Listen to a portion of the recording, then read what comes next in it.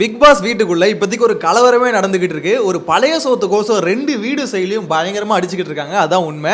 ஆக்சுவலா என்ன பண்றாங்கன்னா, இப்பதான் டாஸ்க்குள்ள கொஞ்சம் வந்திருக்காங்க.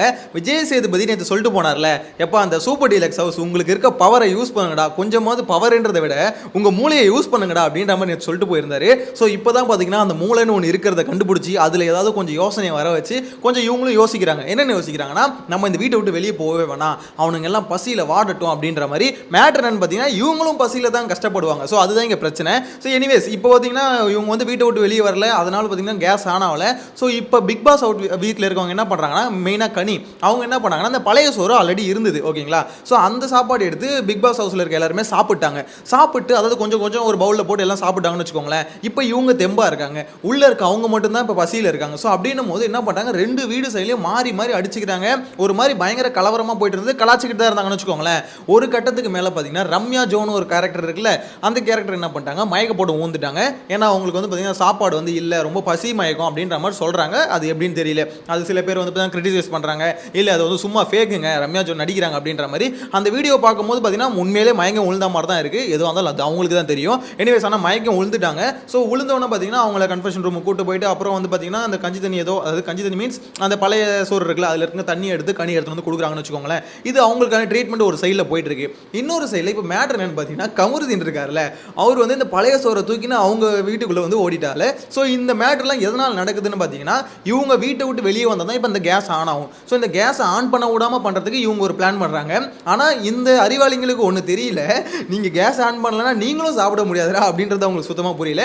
எனிவேஸ் அவங்க ஒரு பிளான் பண்ணுறாங்கன்னு வச்சுக்கோங்களேன். ஸோ இவங்க என்ன பண்ணுறாங்க, இன்னைக்கு வந்து ஒரு பழைய சோறை வச்சு மேட்ச் பண்ணிட்டாங்க. அதாவது பழைய சோறை வச்சு இப்போ நம்ம பார்த்துக்கலாம் அப்படின்ற மாதிரி. இதே விஷயத்தை இப்போ நாளைக்கு அந்த வீட்டில் இருக்கவங்க பண்ணாங்கன்னா இவங்க தாங்க மாட்டாங்க அப்படின்றது தான் உண்மை. இவங்கன்னு இல்லை, அவங்களும் தான் தாங்க மாட்டாங்க. மேட்ரு என்னன்னா, இப்போ அவங்க வீட்டுக்குள்ளே இவங்க போகக்கூடாது, ஆனால் இவங்க வீட்டுக்குள்ளே அவங்க வரலாம். ஸோ அப்படின்னும் போது ஏதாவது இப்போ ஃபுட் ஏதாவது சாப்பிட்ற ஐட்டம் ஏதாவது இருந்தால் அதை தூக்கிட்டு போயிட்டு இப்போ அந்த டீலக்ஸ் ரூமுக்குள்ளே வச்சுக்கிறாங்கன்னு வச்சுக்கோங்களேன். அவங்க வந்து வெளியே வர வேண்டிய அவசியமே இல்லை. அட்லீஸ்ட் மார்னிங்க்கு மட்டும் சொல்கிறேன். ஸோ அதை வச்சு கொஞ்சம் அட்ஜஸ்ட் பண்ணிக்கலாம், லஞ்ச் வரைக்கும் அட்ஜஸ்ட் பண்ணிக்கலாம். அப்படின்னும் போது அவங்க கிட்ட பவர் பயங்கரமாக இருக்குது. ஸோ அந்த பவரை இன்னும் பயங்கரமாக யூஸ் பண்ணணும். அதை விட்டுட்டு பார்த்தீங்கன்னா இன்றைக்கி வந்து ஏதோ வந்து பழைய சோறை வச்சு இவங்க தப்பிச்சிட்டாங்க, ஆனால் நாளைக்கு அந்த பவரை யூஸ் பண்ணலாம். ஆனால் இப்போ வரைக்கும் பார்த்தீங்கன்னு வச்சுக்கோங்களேன், அந்த சூப்பர் டீலக்ஸ் ஹவுஸ் இருக்குல்ல, அதில் யாருக்குமே பார்த்தீங்கன்னா அந்த ஒத்துமை இல்லை அப்படின்றது கிளியராக தெரிஞ்சு போச்சு.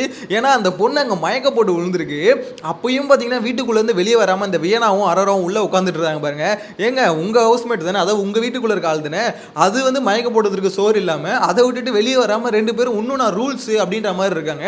எனக்கு புரியல. சாப்பாடு விஷயத்தில் வந்து இந்த மாதிரி இறங்கி பண்ண வேண்டிய அவசியம் இல்லை. ஆக்சுவலாக பண்ணியிருக்கலாம், இது டாஸ்க் வந்து இன்ட்ரெஸ்டிங்காக கொண்டு போகிறதுக்கு பண்ணியிருக்கலாம். ஏன்னா பார்க்கும்போது நம்மளுக்கு இன்ட்ரெஸ்டிங்காக தான் இருக்குது, அது இல்லைன்னு சொல்ல முடியாது. ஆனால் என்ன இருந்தாலும் பார்த்தீங்கன்னா இதை கொஞ்சம் வேறு விதமாக அவங்கள வந்து எப்படி கஷ்டப்படுத்தலாம் அப்படின்றத யோசிச்சிருக்கு தவிர நம்மளும் கஷ்டப்படுவோமே அப்படின்றது கொஞ்சம் கூட யோசிக்கல அப்படின்ற மாதிரி தான் தோணுது.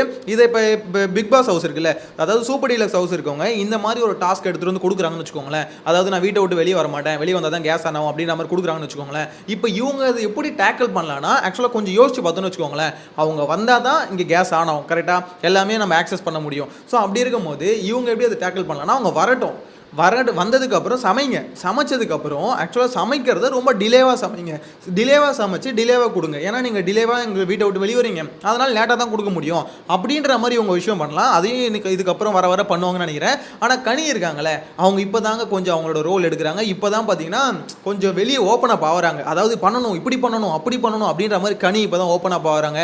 சபரி இப்போ தான் ஓப்பன் அப் ஆகிறாரு. சபரி வந்து இப்போ நிறைய கோவப்படுற மாதிரி இருக்குது. எனக்கு தெரிஞ்சு இதுக்கப்புறம் சபரி யார் அப்படின்றத நம்ம பார்க்க போகிறோம். ஏன்னா இவ்வளோ நாள் பார்த்தீங்கன்னா சபரி வந்து ரொம்ப நல்ல மனுஷன், அந்த மனுஷன் எல்லா பிரச்சனையும் சார்ட் அவுட் பண்ணிடுவார், எல்லா பிரச்சனைகள் தீர்வு சொல்கிறது யாருன்னு பார்த்தீங்கன்னா சபரி தான்ப்பா அப்படின்ற மாதிரி இருந்தது. ஆனால் இதுக்கப்புறம் தான் பார்த்தீங்கன்னா சபரி ஓப்பன் அப் ஆகிறாரு. இதுக்கப்புறம் தான் எனக்கு தெரிஞ்சு ரியலாக அவங்க யார் அப்படின்றது கிளியராக தெரியும்னு நினைக்கிறேன். ஏன்னா இப்போ தான் டாஸ்க்குள்ளே இறங்கியிருக்காங்க. ஒரு வாரமாக டாஸ்க்னா என்னன்னு தெரியாமல், அதோட ஒரு புரிதல் இல்லாமல் எல்லாம் பார்த்தீங்கன்னா ஓபி அடிச்சுட்டு இப்போ தான் விஜய் சேதுபதி வந்து கேட்டதுக்கப்புறம் தான் மூளை ஆக்டிவேட் ஆகி ஏதோ ஒன்று பண்ண ஆரம்பிச்சிருக்காங்க. ஆனால் ஒரு பக்கம் லைவ் பார்க்கும்போது இன்ட்ரெஸ்டிங்காக தான் இருக்குது, இல்லைன்னு சொல்ல. ஆனால் அதே சமயத்தில் இந்த எப்படி சொல்கிறது, அவங்க மயக்கம் போட்டு விழுற அளவுக்கு வந்து பட்னியில் வந்து போடுறது அந்த அளவுக்கு சரியில்லை. அதாவது அந்த டீலக்ஸ் ரூமில் இருக்கவங்க சொல்கிறேன், கமருதீன் மற்றவங்களை, ஏன்னா ஒரு நம்ம வீட்டில் இருக்க ஒருத்தவங்க அவங்க அந்த அளவுக்கு இருக்காங்க. ஸோ அப்படின்னும் போது இந்த வாட்டி கொஞ்சம் ரிலாக்ஸ் பண்ணியிருக்கலாம். அதை பண்ணுறதை விட்டு எங்களுக்கு டாஸ்க்கு தான் முக்கியம் அப்படின்ற மாதிரி வேணாம் அரோரெல்லாம் உள்ளே உட்காந்துட்டு தாங்க பாருங்கள். அது வந்து ஒரு மாதிரி சரியில்லாத விஷயமாக தான் என்னை பொறுத்த வரைக்கும் தோணுது. ஆனால் எனிவேஸ் சோத்துக்கு அடிச்சுக்கிறது ஆரம்பிச்சிருச்சு அப்படின்ற மாதிரி தான் தோணுது. இதுக்கப்புறம் பார்த்தீங்கன்னா வர வாரங்கள் வாரங்கள் ஏதாவது இந்த வாரம் ஃபுல்லாகவே பார்த்தீங்கன்னா பயங்கரமான சண்டை இருக்க போகுது அப்படின்றது கிளியராக தெரிஞ்சு போச்சு. ஏன்னா கிச்சன் தான் இங்கே மெயின் ரோல். எதுக்கு கிச்சனை சென்டராக போட்டாங்கன்னு இப்போ தான் தெரியுது. நான் கூட யோசிச்சுட்டு இருந்தேன், எதுக்கு கிச்சனை தூக்கி சென்டராக போட்டாங்க, ஒன்றுமே புரியல, ஒரு ஆங்கிளுமே புரியல அப்படின்னு யோசிச்சேன். இப்போ தான் அது கான்செப்ட் என்னன்னு புரியுது. ஏன்னா கிச்சன் தான் பார்த்தீங்கன்னா மெயின் ரோலே ப்ளே பண்ணுது. கிச்சனை ஆக்டிவேட் பண்ணுறதுக்கான பவர் அவங்க கிட்ட இருக்கு, கிச்சனில் வந்து பார்த்தீங்கன்னா ஒர்க் பண்ணுறதுக்கான பவர் இவங்க கிட்ட இருக்கு. ஸோ அப்படின்னும் போது ஆளுக்கு ஒரு பவரை பிரித்து கொடுத்துருக்காங்க. 2 பேருக்கிட்டையுமே ரோல் இருக்கு, 2 பேராலையுமே பார்த்தீங்கன்னா டிமாண்ட் வைக்க முடியும். ஆனால் கடைசியில் வந்து ஒரு நெகோசியேஷன் வரணும். ஆனால் இதில் இந்த தலைன்னு வீட்டு தலைன்னு ஒரு பையனை சூஸ் பண்ணாங்க பார்த்தீங்களா, அந்த பையன் பேர் என்னது, துஷார் என்ன பண்ணுறாருன்னு தெரிலங்க. வீட்டு தலைன்னு ஒருத்தர் டே 2 வீடு மாறி மாறி அடிச்சுன்னுக்கிறானுங்க, என்னடா பண்ணுற நீ அப்படின்ற மாதிரி தான் இருக்கு. அவள் தாங்க ஆக்சுவலாக இது ஒரு சாக்கா வச்சு வீட்டு தலையை போட்டு அடிக்க போகிறாங்க, கொட்ட போகிறாங்க. எனக்கு ரொம்ப கிளியராக புரியுது. ஏன்னு பார்த்தீங்கன்னா கூப்பிட்டு வச்சு ஒரு பிரச்சனையை வந்து சார்ட் அவுட் பண்ண ட்ரை பண்ணணும். இந்த பையன் போய் அங்கே போய் கேட்குறான், அதே மாதிரி இந்த சைடில் வந்து கேட்குறான், 2 பேர் சைட்லையும் கேட்குறான், 2 பேரும் மாறி ஒத்துக்க மாட்டுறாங்க. ஸோ இதில் வந்து இங்கே தான் கேப்டன்சி வந்து பயங்கரமாக ஒரு விஷயம் பண்ணணும். ஆனால் அது பண்ணல. எனக்கு தெரிஞ்சு துஷார் வந்து பயங்கரமாக சிக்கிட்டாரோ அப்படின்ற மாதிரி தோணுது. ஏன்னா போன வாரம் மாதிரி இருக்கும்னு நினச்சிருப்பாப்புல. ஆனால் வாரம், அதாவது வாரத்தோட நாள்லேயே இந்த அளவுக்கு அடிச்சுக்க ஆரம்பிப்பாங்க அப்படின்ற மாதிரி எதிர்பார்த்துருக்க மாட்டார். எனக்கு தெரிஞ்சு கேப்டன்சியில் துஷார் வந்து பயங்கரமாக சொதப்புறதுக்கான வாய்ப்புகள் இருக்கோ அப்படின்ற மாதிரி தோணுது. இன்னொரு முக்கியமான விஷயம், இப்போ வரைக்கும் கேஸ் ஆன் பண்ணல. ஸோ அதாவது எல்லாரும் வீட்டை விட்டு வெளியே வந்துட்டாங்க, டீலக்ஸ் ரூமில் இருக்கிறாரு, வெளியே வந்துட்டாங்க, பாட்டு போட்டுட்டாங்க, எல்லாமே ஆயிடுச்சு. ஆனால் இப்போ வரைக்கும் கேஸ் ஆன் பண்ணாமல் இருக்கிறதுக்கான மெயினான காரணம் என்ன சொல்கிறாங்கன்னா, இவங்க வந்து பார்த்தீங்கன்னா கேஸ் ஆன் பண்ணுறதுக்கு முன்னாடி அந்த சாப்பாடை சாப்பிட்டாங்கல்ல, ஸோ ஒருவேளை அதனால இருக்குமோ அப்படின்ற மாதிரி டவுட் பட்டுட்டு இருக்காங்க. எனக்கு என்னமோ அப்படி தோணல. ஏன்னா ரூல்ஸ் என்னது, ஆக்சுவலாக வந்து அவங்க வெளியே வந்தால் தான் கேஸ் ஆன் ஆகும் தான் ரூல்ஸ். இவங்க சாப்பிடக்கூடாதுன்னு ரூல் இல்லை, அதனால தான் இவங்களும் சாப்பிட்டாங்க, பழைய சாப்பாடு எடுத்து சாப்பிட்டாங்க. ஸோ அதுக்காக வந்து இந்த மாதிரி ரூல் பிரேக் நடக்குதா, ரூல் பிரேக் நடந்துருச்சுன்னு கேஸை கட் பண்ணி வைக்கிறாங்களா என்னன்னு தெரியல. பிக் பாஸ் டீமில் இன்னும் கொஞ்சம் வெறி ஏற்றணும்னு சொல்லி தான் வெயினா கேஸை கட் பண்ணி விட்டானுங்க. ஸோ இது கேஸ் ஆனாவ பார்த்தீங்கன்னா உன்னால் தான் பிரச்சனை, என்னால் தான் பிரச்சனை அப்படின்னு மாறி அடிச்சுக்கிட்டு இருக்காங்க. எனக்கு தெரிஞ்சு இந்த பிரச்சனை வந்து பார்த்தீங்கன்னா பயங்கரமாக எஸ்கலேட் ஆக வாய்ப்பு இருக்கு. இவ்வளோ பிரச்சனை போயிட்டு இருக்குல்ல, இதுக்கு நடுவில் இந்த வாட்டர் மெலன் திவாகர் இருக்கார் பார்த்தீங்களா, அரோரா கிட்ட போய் முத்தம் வாங்கிட்டேன்னு அந்த ஆள் ஒரு பக்கம் சுற்றிட்டு இருக்காரு. ஒன்றுமே புரியல. பாஸ் என்ன பாஸ், மொத்த பைத்தியங்களும் இங்கே தான் பாஸ் இருக்கு அப்படின்ற மாதிரி தான் இருக்கு. டேய் என்னடா பண்ணுறீங்க, ஒரு மாதிரி ரொம்ப கலைபரமாக போயிட்டு இருக்கு. எனக்கு தெரிஞ்சு ஓரளவு கொஞ்சம் இன்ட்ரெஸ்டிங்காக தான் இருக்குது. அதாவது எப்படி சொல்கிறது, இவ்வளோ நாள் லைவ், அதாவது இந்த சீசன் ஆரம்பிச்சு இவ்வளோ நாள் லைவ் பார்த்தோம்ல, ஸோ இவ்வளோ நாள் லைவ் பார்க்குறதுக்கும் இன்றைக்கி லைவ் பார்க்கும்போது ஓரளவுக்கு இன்ட்ரெஸ்டிங்காக தான் இருக்குது. லைவ் பார்க்குறவங்களுக்கு தெரியும். ஆனால் ஒரே விஷயம் மட்டும் சொல்லணுங்க, டாஸ்க்கை ஓரளவுக்கு பார்த்தீங்கன்னா இப்போ தான் புரிஞ்சிக்க ட்ரை பண்ணுறாங்க. அதுக்கான மெயினான காரணம் விஜய் சேதுபதி தான். நேற்று அவர் ஓப்பன் பண்ணி விட்டார். அதாவது நீங்கள் ஏதாவது பண்ணுங்க அப்படின்ற மாதிரி, அடி வாங்குங்க, நான் அடிப்பேன், ஆமாம் தப்பு பண்ணிட்டு அடிப்பேன், அடி வாங்கிக்கோ, ஆனால் நீ ஏதாவது பண்ணி தப்பு பண்ணால் பிரச்சனை இல்லை, அதுலேருந்து கற்றுக்கோ அப்படின்ற மாதிரி நேற்று ஓப்பன் பண்ணி விட்டார். அதுக்கப்புறம் தான் பார்த்தீங்கன்னா சுபிக்ஷா, வியனா இவங்கெல்லாம் பார்த்தீங்கன்னா பயங்கரமாக வந்து மூளை யூஸ் பண்ண ஆரம்பிக்கிறாங்க. நம்ம பவரை யூஸ் பண்ணணும் அப்படின்ற மாதிரி. எனக்கு தெரிஞ்சு இது வந்து பார்த்தீங்கன்னா பாய்ஸ் வர்சஸ் கேர்ள்ஸ்னு போச்சு பார்த்தீங்களா, அந்த மாதிரி ஒரு இது கான்செப்ட் போயிட்டு இருக்கு. ஆனால் என்ன நம்பர்ஸ் தான் கொஞ்சம் அதிகமாக இருக்குது. அந்த பக்கம் பிக் பாஸ் வீட்டில் இருக்கவங்களோட நம்பர்ஸ் வந்து ரொம்ப அதிகம், இந்த பக்கம் ரொம்ப கம்மி.